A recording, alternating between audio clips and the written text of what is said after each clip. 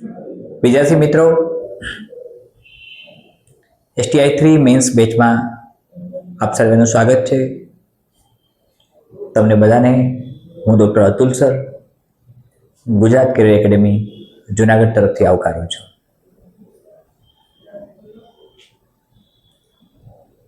મિત્રો, STI3 men's નજીકમાં છે. પરીક્ષાની તૈયારીઓ તમારી બરાબર ચાલતી હશે તેમ માનું છું. તમારા પ્રચંડ પુરુષાર્થમાં, અથાગ પરિશ્રમમાં સંપૂર્ણ શ્રદ્ધા સાથે આગળ વધો. આજના વિષયના કન્ટેન્ટ પ્રમાણે GS1માં જેનો સબ્જેક્ટ કોડ STM3 છે, આપણે ગુજરાતી રંગભૂમિની ચર્ચા કરીએ છીએ. મિત્રો, 10 માર્ક્સનો એક સવાલ જે આમાંથી પૂછી શકાય સાંસ્કૃતિક વારસામાંથી, તો પર્ટિક્યુલર સવાલ કેવો હોવો જોઈએ અને એનું ઉત્તર તમે કેવો લખશો અને કયા પ્રકારે લખશો, આપણે તેની વિગતવાર ચર્ચા અત્યારે કરીએ છીએ. આજનો સેશન ખૂબ જરૂરી છે. એકદમ શાંતિથી અધ્યયન કરજો, સમજજો અને સાંભળજો. સાથે એક નોટ અને પેન રાખો, અગત્યની વાતો નોંધી લો. મિત્રો, જ્યારે આ પ્રકારના કન્ટેન્ટમાંથી કોઈ સવાલ પૂછાય ત્યારે પેપર સેટરને વૈવિધ્યપૂર્ણ સામગ્રી મળી રહે છે પ્રશ્નપત્ર સેટ કરવા માટે. અને જ્યારે પણ પરીક્ષકને વૈવિધ્યપૂર્ણ સામગ્રી મળે ત્યારે એ રૂઢિગત સવાલોમાં કેટલાક ફેરફારો કરીને સવાલ પૂછી શકે, પ્રશ્નપત્ર સેટ કરી શકે.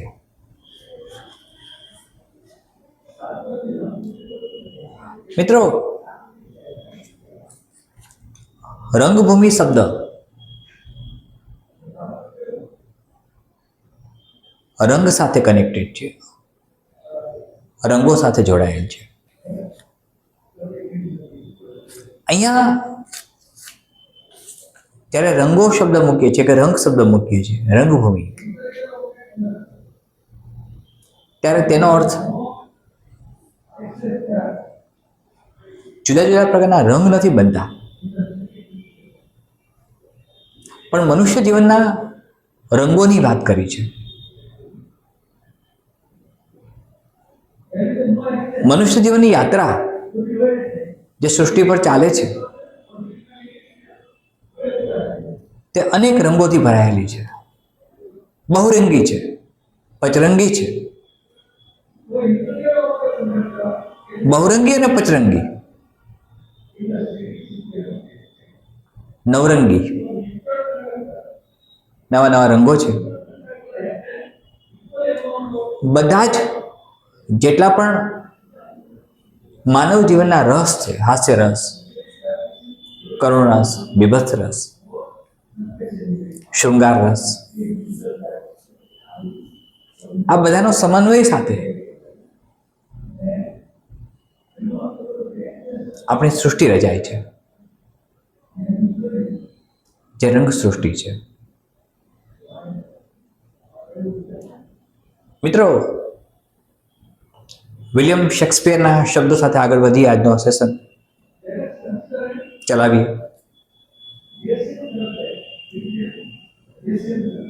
વિલિયમ શેક્સપિયરનું એક અદ્ભુત કોટેશન છે.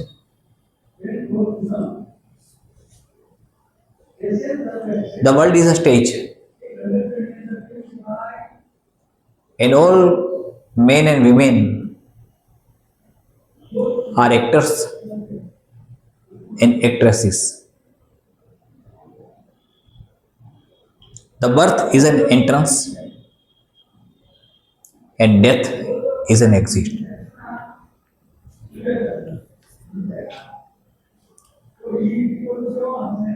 મિત્રો, અંગ્રેજી ડ્રામાના પિતામહ ગણાતા વિલિયમ શેક્સપિયરે આ દુનિયાને જ એક રંગભૂમિ કહી છે, જે આપણે બધા જ અલગ અલગ પ્રકારના પાત્રો ભજવીએ છીએ.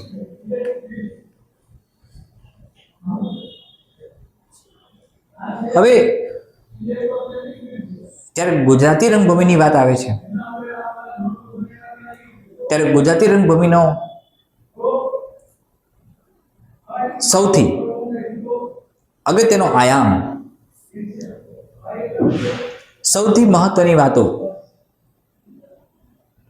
રંગભૂમિની શરૂઆત ક્યારે થઈ, તેનો વિકાસ કેમ થયો, ઉદ્ભવ કેમ થયો અને અત્યારની પરિસ્થિતિ શું છે. પણ વાસ્તવમાં લગભગ મેં હમણાં તમને કહ્યું એમ મનોરંજન માટે લોકો પાસે કોઈ વિશિષ્ટ ઉપકરણો નહોતા. એટલે જે પણ ઉપકરણો હતા, માધ્યમો હતા, તેની મદદ વડે મનોરંજન મેળવતા.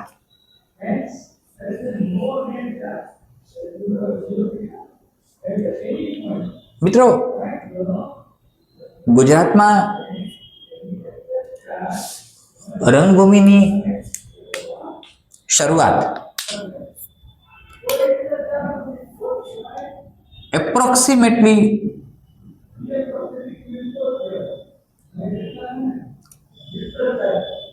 700 years પહેલા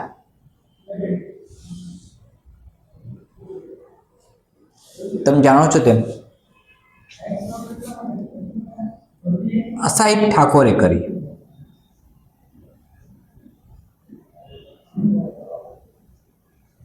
ઠાકર પણ કહે છે મિત્રો, ઠાકોર પણ કહે છે. અસાઈદ ઠાકર સિદ્ધપુરના ઔદિત્ય બ્રાહ્મણ કુળમાં એમનો જન્મ થયો હતો અને તેમણે જે રચના કરી ભવાઈની,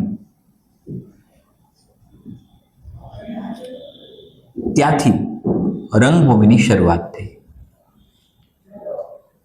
આપણે વાત ગુજરાતી રંગભૂમિની કરીએ છીએ. સવાલોની પણ ચર્ચા કરીએ, પણ પહેલા ભવાઈ શબ્દ શું છે?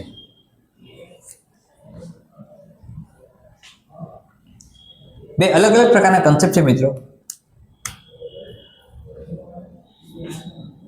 એક છે ભવ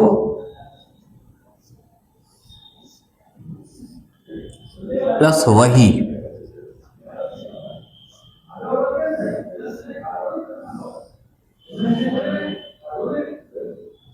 અને બીજો છે ભવ પ્લસ આઈ.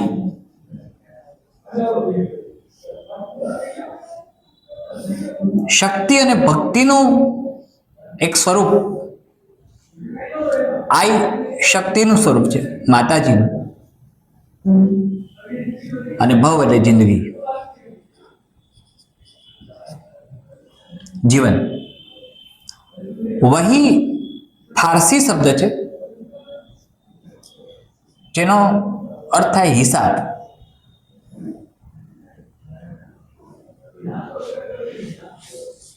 પર્શિયન લેંગ્વેજમાં આ શબ્દ એકદમ પ્રખ્યાત થયો. પછી આપણે ગુજરાતી ભાષામાં પણ આવા શબ્દો વણી લીધા, જેને આપણે તત્સમ અને તદ્ભવ શબ્દો કહીએ છીએ. જે ગુજરાતી ભાષામાં કેટલાક શબ્દો બીજી ભાષાઓના હોય એને આપણે અપનાવી લીધા હોય, અને સંસ્કૃતમાંથી જે શબ્દો આવ્યા હોય અને એના મૂળ સ્વરૂપે બોલતા હોય આપણે. વહીનો અર્થ હિસાબ થાય. એના પછી તમારી પાસે જે આન્સર શીટ આવે છે, ઉત્તર વહી, એકાઉન્ટનો આ શબ્દ છે. વાસ્તવમાં તો જ્યારે દ્વિનોંધી નામા પદ્ધતિ આવી ત્યારે મુનિમજીઓ કે જે એકાઉન્ટન્ટ હતા એ વહી લખતા, હિસાબ કિતાબ, આવક જાવકનો હિસાબ જે હોય, જિંદગીનો હિસાબ કિતાબ એ ભવાઈ.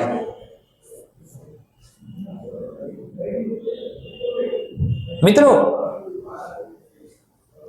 ભવાઈ એક અદ્ભુત સ્વરૂપ અસાર ઠાકરે બનાવ્યું અને માતાજી સાથે, હિન્દુ ગોડેસ સાથે કનેક્ટેડ હોવાથી શક્તિના પૂજન તરીકે એ પ્રસિદ્ધ બન્યું. અને એટલે જ જે ભવાઈનો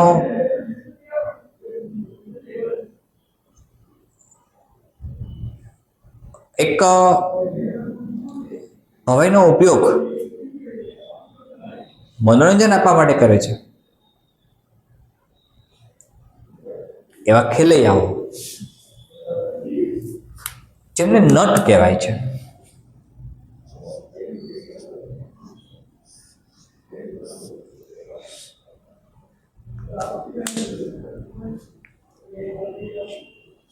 હવે મિત્રો ભવાઈ એક મેં કહ્યું એમ ખુલ્લા રંગમંચ પર ભજવાતું એક અદ્ભુત નાટ્ય પ્રકાર છે. હવે નાટક એટલે શું? આ પહેલી વાત આવશે. મિત્રો, નાટકના ઘણા બધા અર્થઘટનો થયા છે. વિલિયમ શેક્સપિયરે એમના બધા જ ડ્રામાસની અંદર એનું અદ્ભુત નિરૂપણ કર્યું છે.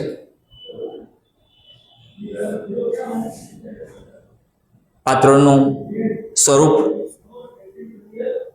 પાત્રોની અભિવ્યક્તિ, પાત્રોની વેશભૂષા, ઘણી બધી વાતોનો સમાવેશ થાય. સંસ્કૃત નાટકોની અંદર પણ એકાંકી, દ્વિઅંકી, ત્રિઅંકી નાટકો આવ્યા. સંસ્કૃતમાં પણ નાટકો લખાયા. આપણે ગુજરાતની વાત કરીએ છીએ ત્યારે ગુજરાતી રંગભૂમિ, ત્યારે ભવાઈ સૌથી પહેલી વખત અસ્તિત્વમાં આવ્યું. મિત્રો, એક્ઝેક્ટલી ભવાઈ એક લોકનાટ્યનો પ્રકાર બન્યો. જ્યારે લોકનાટ્ય શબ્દો બોલીએ છીએ ત્યારે લોકો સાથે વણાયેલું નાટ્ય પ્રકાર. મેં કહ્યું એ વખતે કોઈ ટિપિકલ સાધનો મનોરંજનના નહોતા, એટલે મનોરંજન મેળવવા માટે અસાર ઠાકરે માતાજીની ઉપાસના કરીને એક આ સિદ્ધિ મેળવી અને એ સિદ્ધિ ભવાઈના સ્વરૂપમાં આવી. લગભગ સલ્તનત એરા જે 14th સેન્ચુરીની આસપાસ થયો ત્યારે એ મધ્યકાળની અંદર ભવાઈ એના પૂર્ણ સ્વરૂપે આવે છે અસાર ઠાકર દ્વારા, જે ભવાઈના પિતા કહેવાય છે. અને જે એમાં પાત્રો ભાગ ભજવે એને ભવૈયા કહેવાય. શક્તિ પૂજક. અને મિત્રો, એ તો શક્તિ સાથે ભક્તિનો સંગમ થાય છે. એટલે ભવાઈ છે શક્તિ અને ભક્તિનું સંગમ સ્થાન છે. ભવાઈ શક્તિ અને ભક્તિનું સંગમ સ્થાન છે.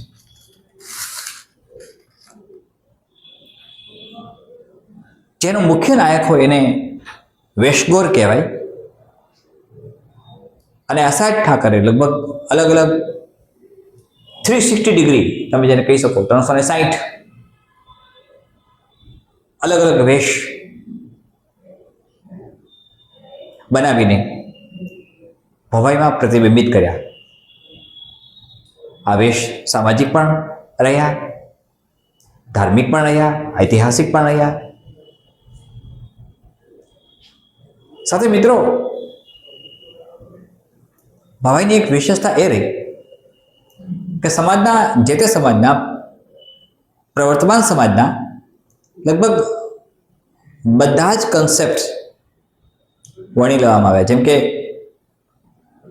કોમી એકતા માટે એક એમણે પાત્ર મૂક્યું, ઝંડા સોલણ, જે મુસ્લિમ શાહી ફકીરનું એક પાત્ર બનાવ્યું. સામાન્ય રીતે મિત્રો, જ્યારે ભવાઈની વાત કરીએ ત્યારે સવાલ કેવા પૂછી શકાય? મારે તમને રંગભૂમિનો ઉદ્ભવ, વિકાસ અને વર્તમાન સ્થિતિથી વાકેફ કરવા છે અને આન્સર કેમ લખવો છે એ સમજાવવું છે. જો આના સવાલો પૂછાય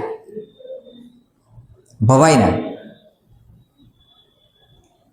હું તમને 6 સવાલ આપું છું.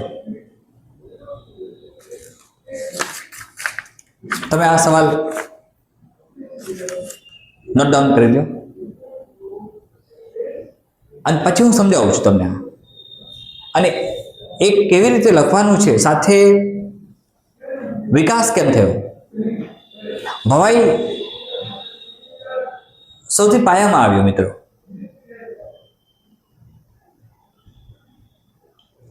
રંગભૂમિના ત્યાંથી શરૂઆત થાય છે. પછી તો ઘણા બધા કન્સેપ્ટ તમારી સામે આવી જશે, ઝડપથી આવશે. ઘણા બધા કન્સેપ્ટ આવશે કે ભવાઈ પછી ત્યારે અલગ અલગ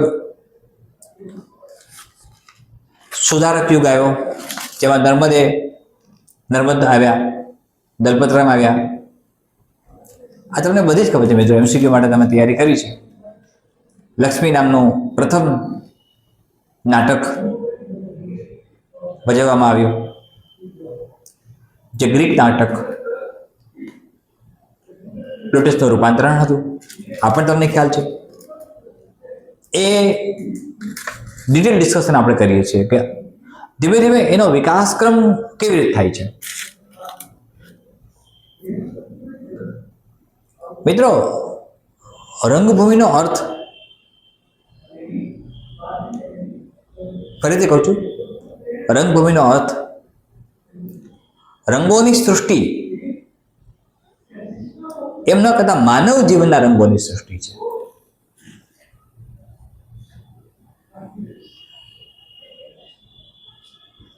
ભવાઈના કન્સેપ્ટમાં જો સવાલ પૂછાય તો એ કેવા હોય ને કેવા હોવા જોઈએ. સવાલ નંબર 1 લખો.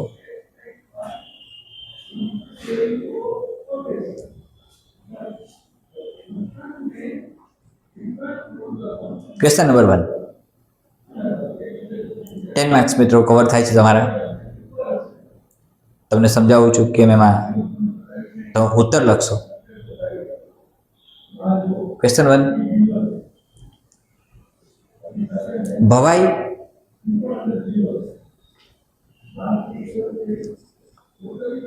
મનુષ્ય જીવનના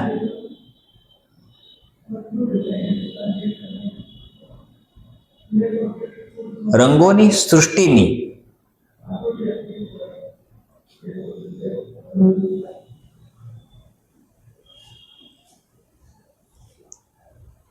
અભિવ્યક્તિ છે.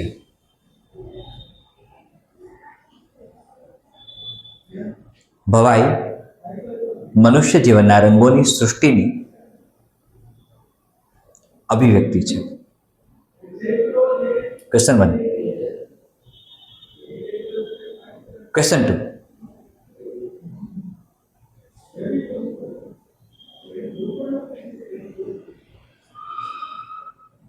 માનવીય જીવનના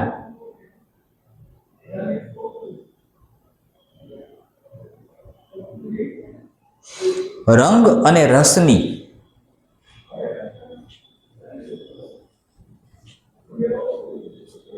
અનુભૂતિ કરાવે ભવાઈ છે. વિધાનની ચર્ચા કરો.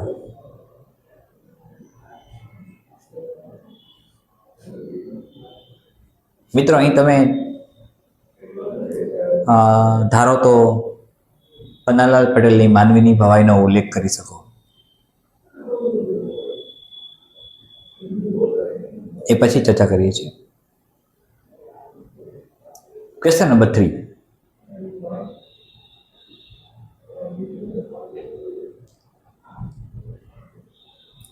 કોમી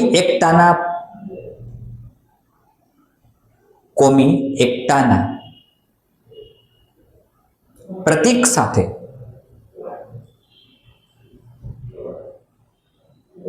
ભવાઈ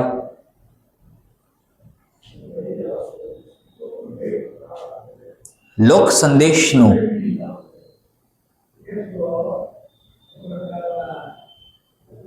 કાર્ય કરતી વિશિષ્ટ રચના છે.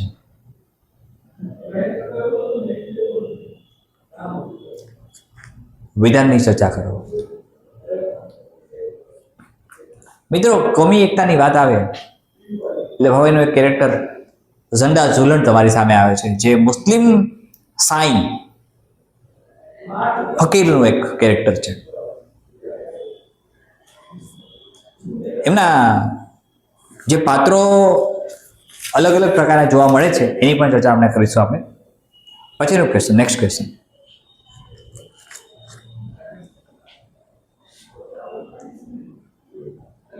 મિત્રો, આ એમપી છે. નટ સંસ્કૃતિના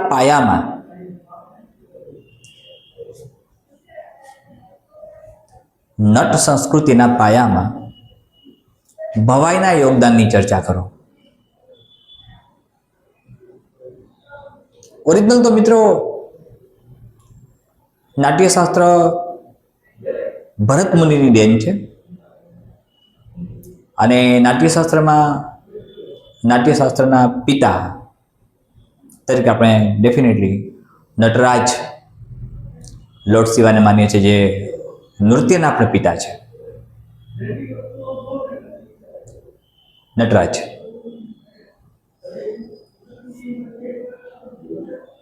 ભરત મુનિની વાત આવે અને નાટ્યશાસ્ત્ર સંસ્કૃતિ જ્યારે વાત આવે ત્યારે બીજી કેટલીક વાતો મારી સામે આવે છે, પણ એ નિરાંતે આપણે ચર્ચીશું. પછીનો ક્વેશ્ચન. નટ સંસ્કૃતિ કઈ છે એ પણ હું સમજાવું છું.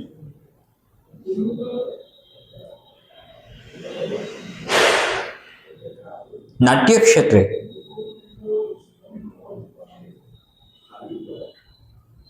અને રંગભૂમિ ક્ષેત્રે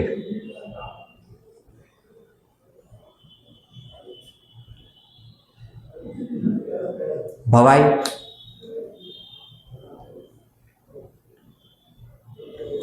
ગુજરાતના સામાજિક,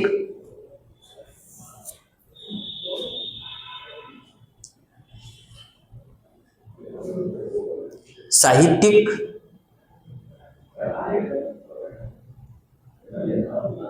ધાર્મિક અને ઐતિહાસિક મૂલ્યોને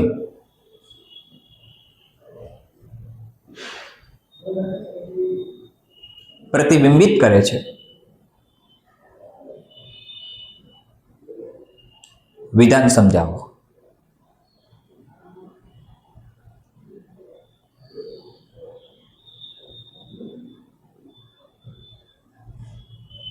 અને એક ક્વેશ્ચન હજુ પણ આપું છું.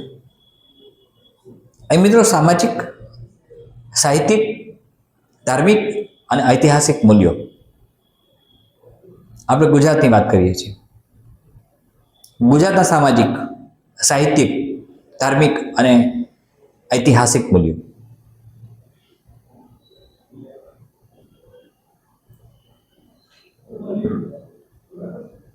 કનૈયાલાલ માણેકલાલ મુનશીએ પણ અદ્ભુત નાટકો લખ્યા.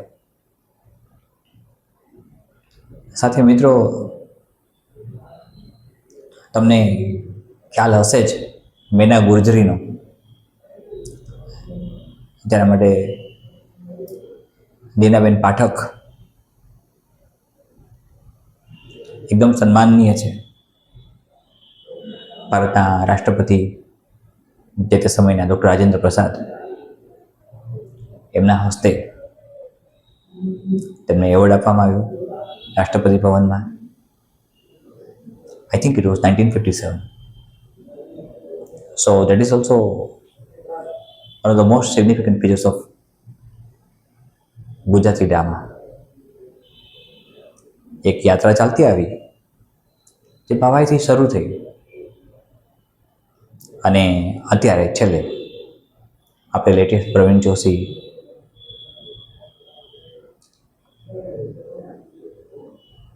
અને ઘણા બધા કલાકારો છે કે જે આદરણીય છે, એનો આપણે પરિચય ઓલરેડી આપણને મળેલો છે. એમનું કાર્યક્ષેત્ર પણ આપણને ખબર છે, આપણે ધ્યાનમાં છે. જે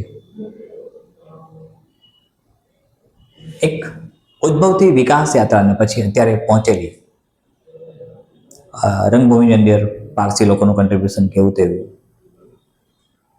અલગ અલગ પ્રકારની નાટ્ય મંડળીઓ આવી, અલગ અલગ પ્રકારની નાટ્ય મંડળીઓ અલગ અલગ પ્રકારના નાટકો બનાવ્યા. એમનું કન્ટ્રીબ્યુશન કયું કયું હતું, કયા કયા પ્રકારની નાટ્ય મંડળીઓ આવી અને એમણે કયા કયા પ્રકારના નાટકો આપ્યા.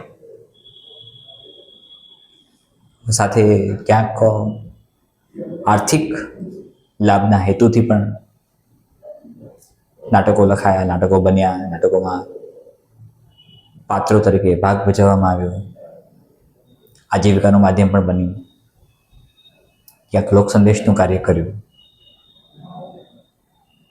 આપણે ક્યારેય પણ પૃથ્વી થિયેટર્સને ભૂલી ન શકીએ. થિયેટર વર્ડ્સ જે આવ્યો છે, વિલિયમ શેક્સપિયર સાહેબ લાવ્યા હતા એમના ડ્રામા માટે, એ પણ ચર્ચા કરીશું. એક છેલ્લો સવાલ છે, એ છે ભવાઈ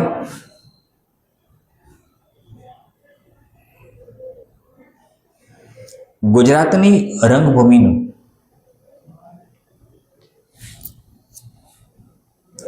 વિશિષ્ટ પ્રતિનિધિત્વ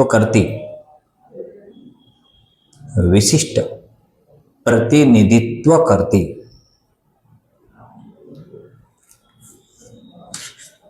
લોક પ્રસંગ નાટ્યકૃતિ છે. વિધાનની ચર્ચા કરો.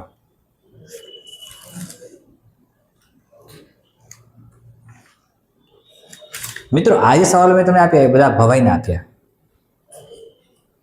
આજનો કન્સેપ્ટ આપણે ભવાઈ ઉપર મર્યાદિત રાખું છું. પછી આગળ રંગભૂમિની યાત્રામાં આગળ વધીશું. રંગભૂમિનો વિકાસ કેમ થાય છે, ઉદ્ભવ તો થયો, પછી વિકાસ કેમ થયો અને અત્યારે ક્યાં પહોંચ્યા આપણે. ગુજરાતી રંગભૂમિની હાલની પરિસ્થિતિ શું છે અને કેટલી સંસ્થાઓ કાર્યરત છે એના માટે. લગભગ મિત્રો ભારતમાં હિન્દી ફિલ્મોની શરૂઆત થઈ આલમારાથી, અને સાયલન્ટ મૂવી કમ્પ્લીટ થયા. એ પછી આખું ચિત્ર બદલાય છે રંગભૂમિનું. પણ એ રંગભૂમિના ચિત્રમાં જે કન્ટ્રીબ્યુશન આપ્યું છે લોકોએ, આપણે એમને હંમેશા યાદ રાખીશું. હવે મિત્રો, જ્યારે ભવાઈની વાત કરીએ છીએ ત્યારે થોડીક બીજી વાતો લઈ લઈએ. જ્યારે ભવાઈની વાત કરીએ જ છીએ આપણે ત્યારે કેટલીક બીજી વાતો લઈએ.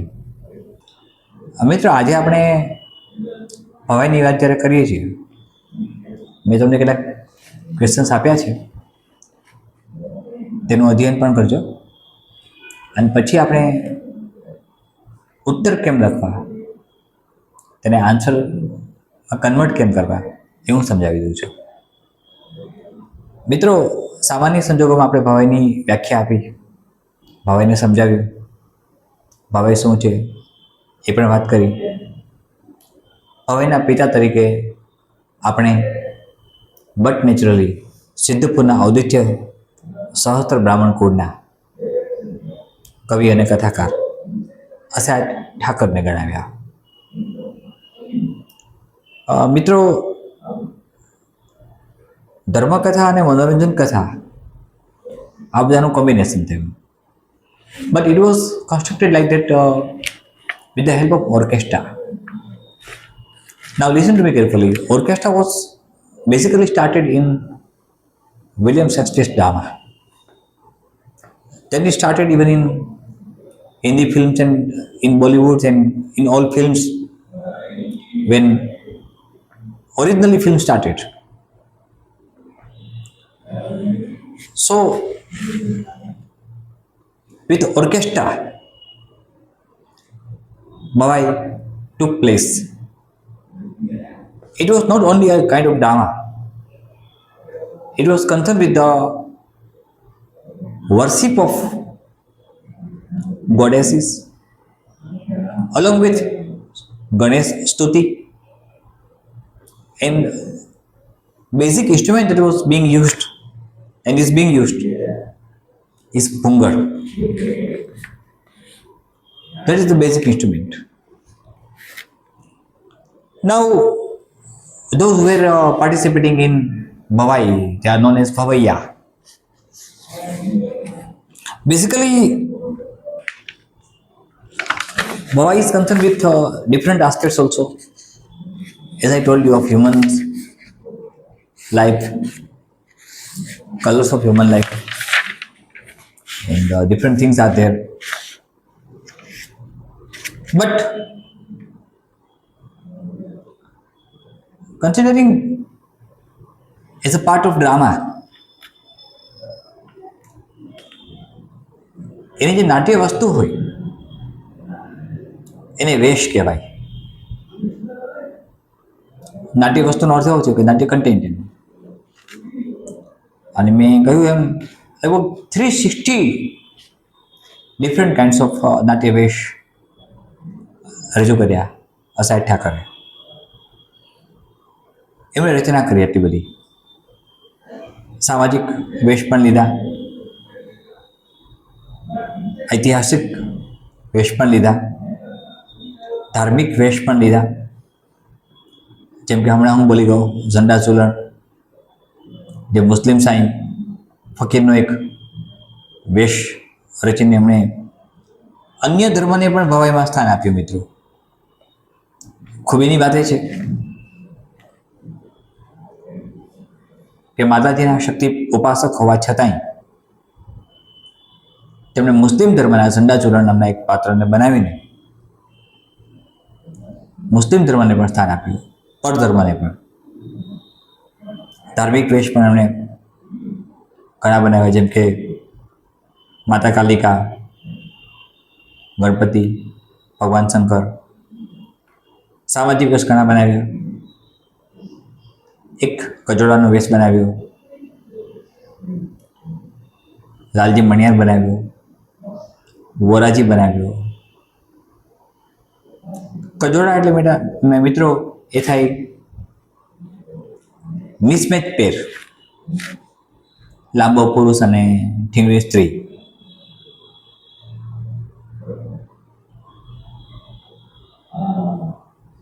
જાડો પુરુષ અને પતલી સ્ત્રી, અથવા જાડી સ્ત્રી અને પતલો પુરુષ. સામાન્ય સંજોગોમાં એ રાત્રે જ ભજવવામાં આવે. મિત્રો, તમે એક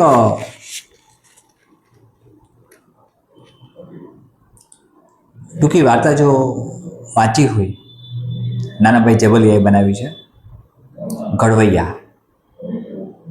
એમાં એક કરુણાશંકર માસ્તરનું પાત્ર છે અને એક ગામની અંદર ભવૈયાઓ રમવા આવે છે અને એ ભવૈયાઓ 3 દિવસ રોકાવાના હતા ત્યાં.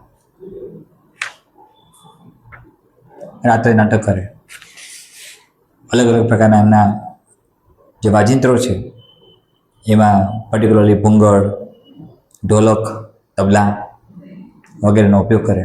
ભૂંગળથી શરૂઆત થાય. આ ટૂંકી વાર્તામાં જે કન્સેપ્ટ આપ્યો હતો એમણે, એ પછી તરત જ લગભગ નાનાભાઈ જબલિયાના આ કન્સેપ્ટના આધારે જ, અથવા તો આ કન્સેપ્ટ પછી આવ્યો, પણ નાનાભાઈ જબલિયાએ કદાચ એ વાતને ચરિતાર્થ કરી કે ધીમે ધીમે ભવાઈની અંદર દ્વ્યર્થી સંવાદોનું ચલણ વધવા માંડ્યું.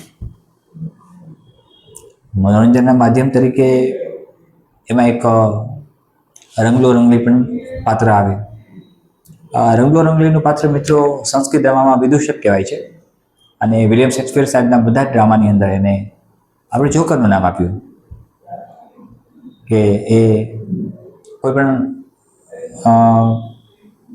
ટ્રેજિક ઇન્સિડન્ટ બનતો હોય તો એ ટ્રેજિક ઇન્સિડન્ટમાંથી તરત જ માનવ મનને બહાર લાવવા માટે એક 2-3 મિનિટની કોમેડી આવી જાય અને એ 2-3 મિનિટની કોમેડી આવે એ કોમેડિયન્સ બધા એ સમયમાં જોકર કહેવાતા, સંસ્કૃતમાં વિદૂષક કહેવાય અને ભવાઈની અંદર રંગલો કહેવાય જે આ પાત્ર ભજવે. એક એમની અલગ અલગ પરિભાષાઓ છે મિત્રો કે ભવાઈનું મહત્વ શું, વોટ વોઝ ધ સિગ્નિફિકન્ટ. પહેલી વાત તો એ કે એ જે તે સમયની અંદર જ્યારે મેં હમણાં કહ્યું એમ મનોરંજનના માધ્યમો હતા જ નહીં, ખૂબ ઓછા હતા, ત્યારે ભવાઈ લોકોને મનોરંજન માટે એક એવું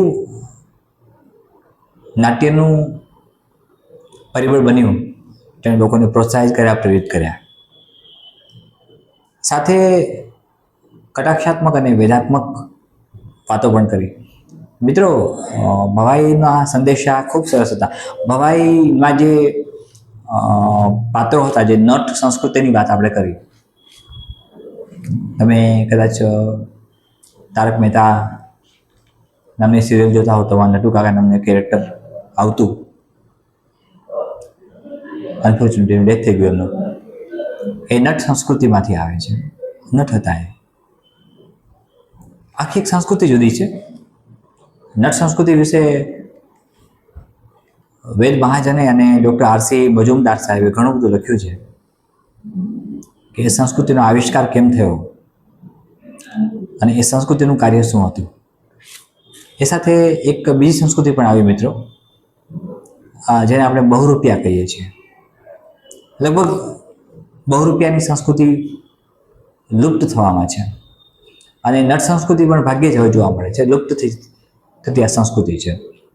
અસાય ઠાકરની આ જે રચનાઓ હતી બધી વૃત્તિઓ, એ જ્યારે સુધારક પદ આવ્યો, નર્મદ આવ્યા અને દલપતરામે સૌથી પહેલાં લક્ષ્મી નામનું નાટક આપ્યું, ત્યારે એમના આશયો સ્પષ્ટ હતા કે સમાજમાં બે અર્થી જે સંવાદો આવતા હતા અને જે રજૂઆતો થતી હતી તેમાંથી સમાજને અલગ કરવો, એમાંથી સમાજને બહાર લાવવો. નાનાભાઈ ઝવેલિયાની ઘડવૈયા નામની ટૂંકી વાર્તામાં આ જ વસ્તુ આવે છે કે બાળકો પર કુસંસ્કાર ન પડે એટલા માટે ગામની શાળાના આચાર્ય કરુણાશંકર માસ્તર એમનો આખા મહિનાનો પગાર એ આ ભવાઈઓને આપી દે છે અને ભવાઈની રમત બંધ કરાવી દે છે જેથી બાળકો પર કુસંસ્કાર ન પડે. હવે એ કોન્ટ્રાડિક્શન થયું કે ભવાઈ કુસંસ્કારોને ઉત્તેજિત જે તે સમયમાં કરતું, પણ એ ક્રમશઃ વિકાસ પામ્યા પછીની વાત આવી. અસાહેબ ઠાકરે જ્યારે બનાવ્યું હતું ભવાઈ, ત્યારે એમનો ઇન્ટેન્સ સમાજમાં જે બદીઓ ચાલતી હતી, સમાજમાં જે પ્રદૂષણો ચાલતા હતા એમને અટકાવવા માટે અને એક નિર્દોષ મનોરંજન પૂરું પાડવાનો હતો. પછી નિર્દોષ મનોરંજનમાં કેટલીક વિકૃતિઓ આવતી ગઈ, કેટલીક ક્ષતિઓ આવતી ગઈ, કેટલાક ફેરફારો થતા ગયા અને એ ફેરફારો કદાચ લોકોએ માન્ય ગણ્યા એટલે ચાલતું રહ્યું. સાથે ધાર્મિક ઉપાસના પણ થવા લાગી. મિત્રો કેટલીક વખત એ આજીવિકાનું માધ્યમ બન્યું. સાથે સમાજની ખાસિયતો, જે બેઝિક કેરેક્ટરિસ્ટિક હોય છે કોઈ પણ સોસાયટીની, ખૂબીઓ, એ બધું આવ્યું. શિક્ષણ ઉપર ભાર મૂક્યો લોકોને એજ્યુકેટેડ કરવા માટે. મિત્રો સૌથી મોટી એક ભવાઈની જો કોઈ ઉપલબ્ધિ હોય તો એ લોકોને પ્રદૂષણોથી મુક્ત કરવા માટે વ્યસન મુક્તિ જેવા પણ કેટલાક કન્સેપ્ટ એના આવ્યા. અને એ ઘણી બધી વસ્તુ એ બની મિત્રો કે જેથી ભવાઈ સતત એની ચરમસીમાએ પહોંચવા માંડી.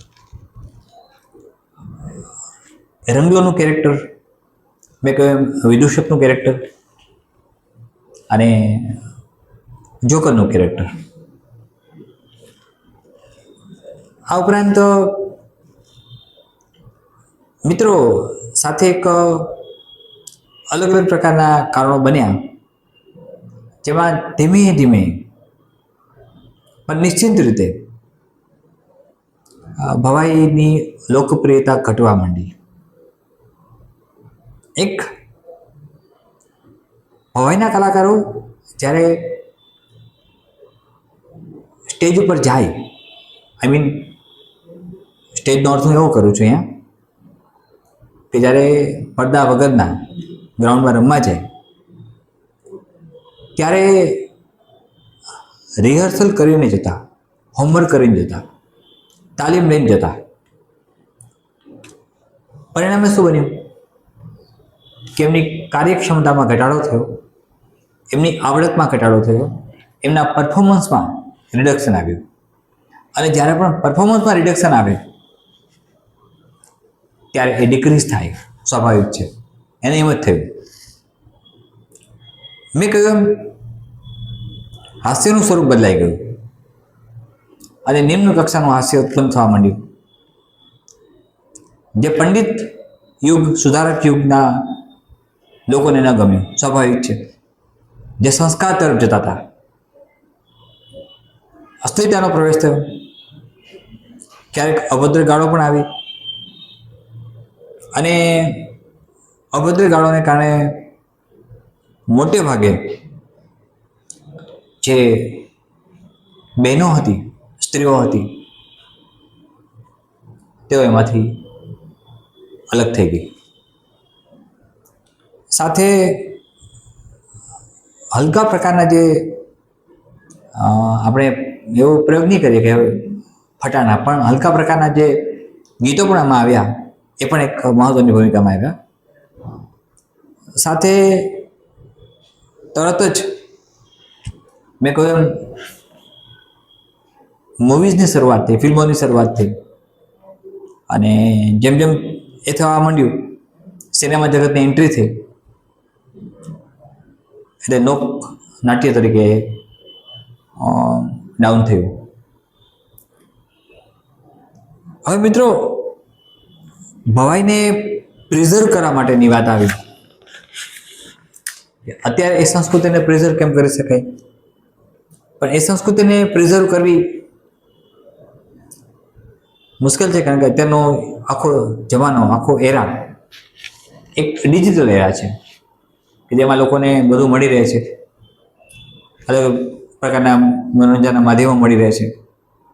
અને જ્યારે અલગ અલગ પ્રકારના મનોરંજનના માધ્યમો મળતા હોય ત્યારે લોકો સ્વાભાવિક છે કે એનાથી દૂર જશે. તેમાં અલગ અલગ પ્રકારની ઘણી બધી વસ્તુઓ આવે છે મિત્રો. એમાં એના રાગ પણ છે ભવાઈના અલગ અલગ પ્રકારના, એની રંગભૂષા પણ છે, એના તાલ પણ છે, વાદ્યો છે. સાથે કેટલીક સાહિત્યિક કૃતિઓ ખૂબ અદ્ભુત બની જે ભવાઈ પર આધારિત હતી. અને મને ગમતી એક રમણભાઈ નીલકંઠની છે, રાઈનો પર્વત. સાથે ગુજરાતના યશસ્વી સાહિત્યકાર સિતાંશુ યશચંદ્ર, એમણે પણ એક અદ્ભુત કૃતિ લખી, કહો મકનજી ક્યાં ચાલ્યા. ચંચી મહેતાની એન્ટ્રી સાથે ગુજરાતની રંગભૂમિ બદલાઈ છે મિત્રો. અને ચંચી મહેતાએ હોલિકા નાટક આપ્યું, દલપત રાણનું લક્ષ્મી નાટક. અને આ સિવાય મિત્રો પારસી અને ગુજરાતી કોમ્બિનેશન થયું કે જેમાં રુસ્તમ સોહરાબ આવ્યું. મિત્રો અદ્ભુત ડ્રામા બને છે અને એક ગુજરાતી રંગભૂમિમાં સીમાચિહ્ન બની જાય છે. હું જ્યારે વાત કરું છું સોહરાબ રુસ્તમની, ત્યારે સોહરાબ રુસ્તમ નાટ્ય ક્ષેત્રમાં ગુજરાતી રંગભૂમિની અંદર અદ્ભુત કામ કરે છે અને એક સીમાચિહ્ન બને છે. 29 ઓક્ટોબર 1853ના ગ્રાન્ડ થિયેટર મુંબઈમાં એનો શો હતો અને અદ્ભુત કામ કર્યું. રુસ્તમ સોહરાબ તો મિત્રો મૂવીઝ પણ બન્યા છે. જ્યાં સુધી મને યાદ છે ત્યાં સુધી પૃથ્વીરાજ કપૂર અને સૂર્યાએ જેના પર પિક્ચરાઇઝ થયું હોય એવું એક રુસ્તમ સોહરાબ હિન્દી મૂવી પણ બન્યું. હિસ્ટોરિકલ બાબત છે, ચર્ચા પણ કરીશું આપણે ક્યારેક. દલપત રામે મેં વાત કરી એમ પ્રથમ નાટક લક્ષ્મી આપ્યું. એ પછી પ્રથમ ગુજરાતી મૌલિક નાટક આવ્યું જે નગીદાસ મારફતિયા લખ્યું, ગુલાબ. આ પહેલાંના બધા જ નાટકો કોઈને કોઈ કૃતિઓમાંથી લેવામાં આવ્યા હતા. પર્ટિક્યુલરલી આપણે જ્યારે વાત કરી છે ઈસ્ટર્ન તરફની કે અથવા તો ગ્રીક સંસ્કૃતિની કે અંગ્રેજી સંસ્કૃતિની, તો એમાંથી નાટકો લીધા. ગુજરાતી નાટ્યશાસ્ત્ર રંગભૂમિના પિતા તરીકે રણછોડભાઈ ઉદયરામને ઓળખવામાં મિત્રો આવે છે. એમણે લલિતા દુઃખદર્શક જે ગુજરાતી નાટ્ય ક્ષેત્રનું પ્રથમ ટ્રેજેડી ડ્રામા બન્યું, પ્રથમ ટ્રેજેડી. પંડિત યુગ આવે છે, નાનાલાલ આવે છે, કવિકાંત આવે છે, જેમણે લખ્યું ઘણું બધું. ગાંધી યુગની અંદર કનૈયાલાલ મુનશી આવ્યા, મેં કહ્યું ચંચી મહેતા આવ્યા અને કનૈયાલાલ મુનશીએ ઐતિહાસિક, સામાજિક અને પ્રહસનના કહી શકાય એવા નાટકો લખ્યા. એ પછીનો વિકાસ થતો રહ્યો. પણ આપણે વાત અત્યારે ભવાઈની કરવી છે કે ભવાઈ ઉપર તમને સવાલ પૂછાય તો તમે કેમ લખશો? મિત્રો, ભવાઈ ઉપર સવાલ પૂછાય તો પહેલી વાત કે ભવાઈ ઉપર તમારે સવાલ લખતી વખતે ભવાઈનો ઉદ્ભવ થવા પાછળના કારણો અને શરૂઆતમાં લખવાના છે. ભવાઈનો ઉદ્ભવ કેવી રીતે થયો, અસહાય ઠાકરે કર્યો. જ્યાં સુધી મિત્રો મને યાદ છે ત્યાં સુધી અસહાય ઠાકરના પરિવારજનોને અને અત્યારના એના જે વારસદારો છે એ બધાને લગભગ હું માનું છું ત્યાં સુધી એમનું જીવન સારું ચાલે, શક્તિ પૂજક હોવાને કારણે, ઉમિયા માતાજીના શક્તિના પૂજક હોવાને કારણે તેમને કદાચ મને યાદ છે ત્યાં સુધી કોઈ ટ્રસ્ટ એમને સુરક્ષિત પણ કરે છે ફાઇનાન્શિયલી, પાટીદાર સમાજની. ખૂબ સારી વાત છે. તો અસહાય ઠાકરથી શરૂઆત કરો અને ભવવહી એ તમે લખી શકો, ભવ પ્લસ આઈ એ પણ લખી શકો છો. તમે જ્યારે લખો ત્યારે કોટેશન બનાવો અને જે કોટેશન બનાવો છો એ કોટેશનને તમારે સાબિત કરવાનું છે કે તમારું કોટેશન સાચું છે. ફોર એક્ઝામ્પલ, હું તમને કોટેશન આપું કે વિલિયમ શેક્સપિયરનું સેન્ટેન્સ તમે સ્ટાર્ટ કરો છો કે the world is a stage and all men and women are actors and actresses, birth is an entrance and death is an exit. Now you need to prove it so. That your statement is true and it is absolutely matched with the content given, and you are going to prove it so in the same sense. If you can prove and if you are on the way to prove it so, then definitely you are eligible to get marks. So first condition is that you need to, if you are going to quote down something or if you are going to quote something, then you need to take care that you are going to prove it so that whatever you have written is absolutely matched with the content. એટલે content સાથે match થાય એવું quotation આપો પછી ભવાઈની અંદર જે પ્રકારના વાજિંત્રનો ઉપયોગ થાય છે, જે પ્રકારના રાગનો ઉપયોગ થાય છે, જે પ્રકારનો વેશ પરિધાનનો ઉપયોગ થાય છે, જે પ્રકારના પાત્રો આવે છે, એ પાત્રો વગેરેની ચર્ચા કરો. પોઈન્ટ વાઇઝ કરી શકો. સાથે પોઈન્ટ વાઇઝની જેમ જ તમે થોડું ડિસ્ક્રિપ્શન પણ આપી શકો. એ તમારી ઈચ્છાની વાત છે, how you are going to do the things.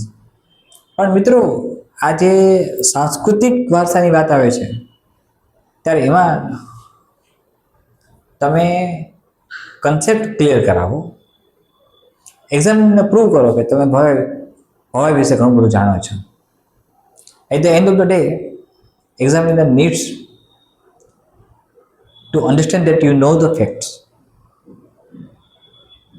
મનુષ્ય જીવનની અસ્મિતાને ઉજાગર કરવા માટે મનોરંજન અગત્યનું માધ્યમ છે.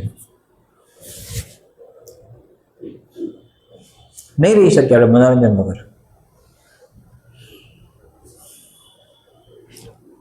મનઃ પ્લસ રંજન સંધિ છૂટી પાડો તો મનને જે રંજન પૂરું પાડે, માઇન્ડ ફ્રેશ કરે. તમારા શબ્દોમાં સતત વાંચ્યું હોય, સતત મહેનત કરી હોય, પછી ફ્રેશ થવું છે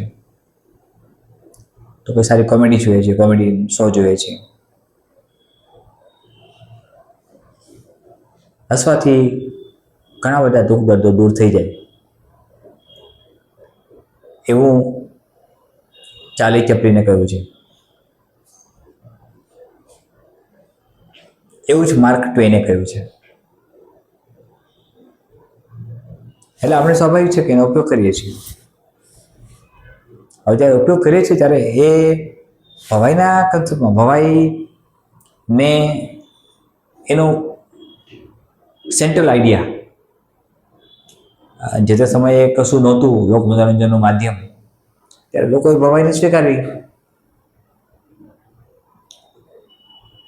360 અલગ અલગ પ્રકારના જ્યારે વેશ પ્રકારની રચનાઓની અસાઠક રચના કરે છે ત્યારે એમનું પ્રભુત્વ હશે એના પર. અને પછી ક્રમશઃ તેની અંદર ફેરફારો થતા ગયા ભવાઈની અંદર.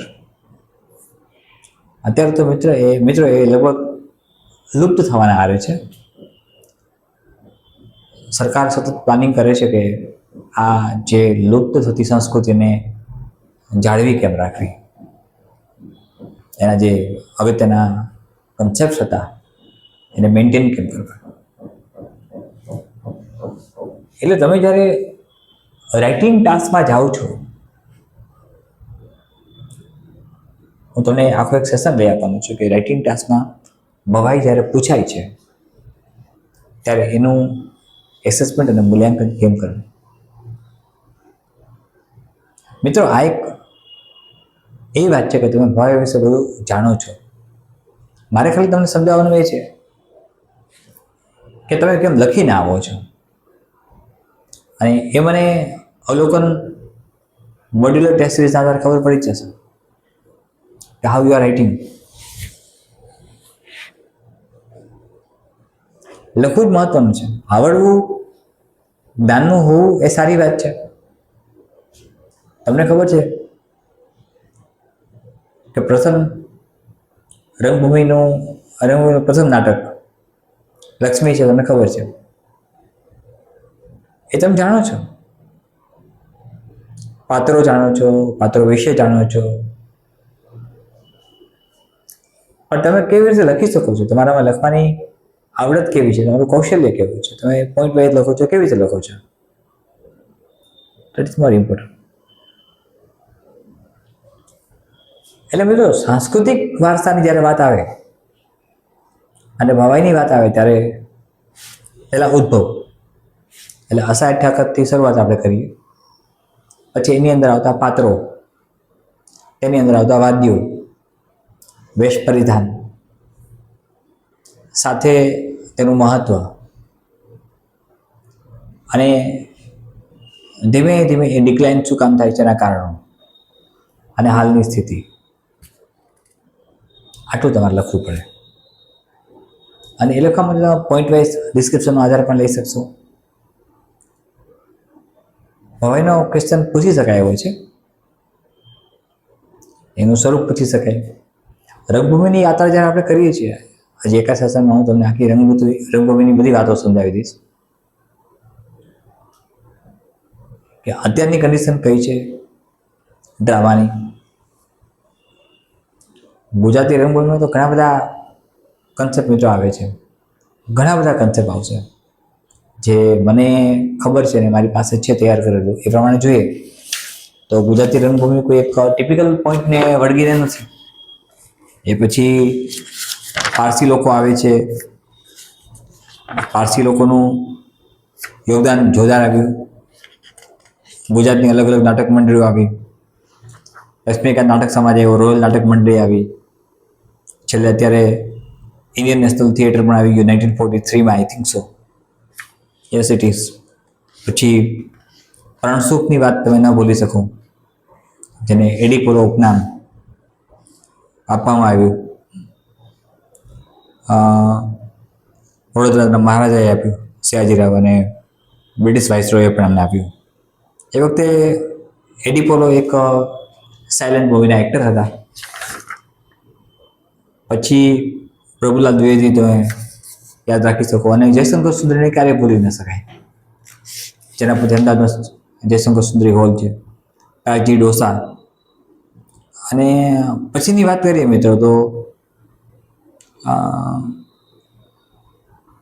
જૂની જે પણ ગુજરાતી રંગભૂમિનો આપણે ઉદય કર્યો, જે આવ્યું, એનું કારણ આ જ હતું કે ભવાઈમાં જે અશ્લીલતાઓ આવી એની વાત પણ કરી. એટલે એક ઓવરઓલ જે આપણે જોઈએ છીએ કે ડ્રામાસમાં પારસી થિયેટર્સ, પારસી લોકોનું કન્ટ્રીબ્યુશન, વાંકાનેરનું આવશે, જેટલી પણ નાટક મંડળીઓ આવી, એમના સ્વરૂપો કેવા હતા અને એમણે શું કાર્ય કર્યું અને એ કઈ રીતે ઉપયોગી થયા. મનોરંજન આજીવિકા પણ આપે છે, આપ્યું.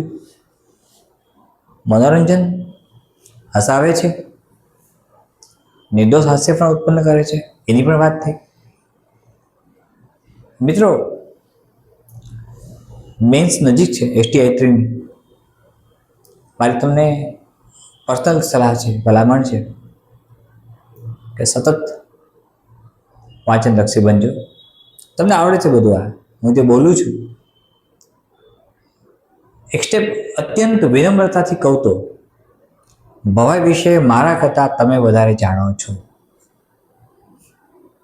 ભવાઈ વિશે મારા કરતાં તમે વધારે જાણો છો, પણ જે ક્ષતિ આવે છે એ લેખન કૌશલ્યની છે, અને આપણે ખૂબ ઝડપથી